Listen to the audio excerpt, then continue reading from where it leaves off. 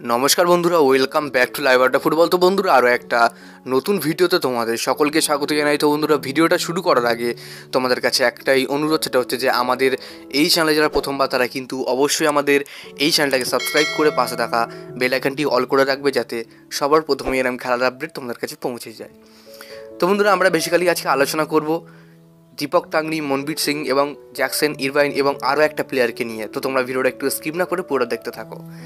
তো বন্ধুরা দেখো, এই মুহূর্তে আইএসএলের আজকে কিন্তু খেলা আছে, যেখানে কিন্তু বেঙ্গালুরু মুখোমুখি হবে এফসি গোয়া, যেটা কিন্তু সন্ধ্যে 7:30 থেকে খেলা হবে। এবং এই খেলাটা অনেকে লাইভ দেখতে পারছো না, তাদের জন্য বলি তারা কিন্তু জিও হটস্টারে দেখতে পারবে। এবং যারা ফ্রিতে সব খেলা লাইভ দেখবে, অর্থাৎ প্রিমিয়ার লিগ থেকে শুরু করে আইপিএল অবধি যে কোনো খেলা ফ্রি দেখতে হলে তাহলে কিন্তু আমাকে পার্সোনাল ফেসবুক পেজে মেসেজ করো, আমি তোমাদের কিন্তু অ্যাপ সাজেস্ট করে দেবো। তো দেখো, এই মুহূর্তে সবথেকে বড় যে আপডেটগুলো বেরিয়ে আসছে, সবার প্রথমে আমরা যে আপডেটটা নিয়ে কথা বলবো সেটা কিন্তু দীপক টাংরিকে নিয়ে। তোমাদের দীপক টাংরিকে নিয়ে যে আপডেটটা সবার প্রথমে বেরিয়ে আসছে, যে দীপক টাংরি হয়তো মোহনবাগানে কন্টিনিউ আর করবেন না।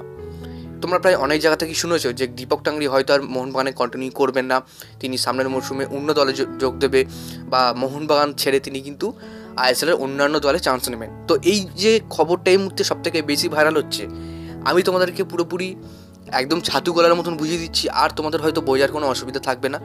দেখো, সবার প্রথমে এই দীপক টাংরি তিনি কিন্তু বর্তমানে ভালো পারফরমেন্স করছেন এবং মোহনবাগান তাকে কিন্তু এই যে মৌসুম চলছে, অর্থাৎ এই যে আইএসএলের মৌসুম চলছে, সেখানে কিন্তু 24-25 মৌসুমে তাকে কিন্তু ছাড়বে না দল থেকে।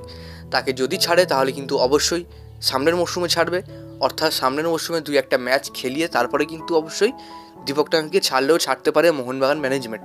তবে এখনও পর্যন্ত কোনো কনফার্ম খবর নেই যে দীপক টাংরিকে মোহনবাগান ছেড়ে দেবে। হ্যাঁ, অবশ্যই কনফার্ম খবর আসলে কিন্তু সবার প্রথমে তোমরা আমার এই চ্যানেল থেকে পেয়ে যাবে। তো অবশ্যই কনফার্ম খবর আসলে তোমাদেরকে কিন্তু আমি শেয়ার করব। তো এবার আসি আমরা মনবীর সিংকে নিয়ে। তো মনবীর সিংয়ের চোট, যেখানে কিন্তু তিনি ইন্টারন্যাশনাল খেলতে পারেনি বাংলাদেশের বিরুদ্ধে, তো সেইখানে অনেকেই মনোরম মার্কেটে দোষ দিচ্ছিল যে গোয়ার কোচ তিনি দেখে দেখে মোহনবাগান প্লেয়ারের চোট হলো কেন। তো দেখো, এই মুহূর্তে কোচের কোনো দোষ নেই, কারণ প্লেয়ারের প্র্যাকটিস করতে গিয়ে চোট হতেও পারে। তো সেক্ষেত্রে মনবীর সিংয়ের এই চোটের কারণে তিনি কিন্তু মোহনবাগানের সেমিফাইনাল লেগ 1 ম্যাচটাও বাদ যেতে পারেন। হ্যাঁ বন্ধুরা, তোমরা ঠিক শুনেছো, সেমিফাইনাল লেগ 1 ম্যাচটাও তিনি কিন্তু বাদ যেতে পারেন এবং তিনি কিন্তু নাও খেলতে পারেন। এবং খুব তাড়াতাড়ি সুস্থ হয়ে মাঠে ফিরুক, এটাই আমরা চাই। ফাইনাল খেলুক, এটাই আমরা চাই। এবং ফাইনাল আমরা যাব, এটা 100% কনফার্ম আমরা মনে আশা রাখছি। এবং ফাইনালে যাতে মনবীর সিংকে আমরা দেখতে পাই।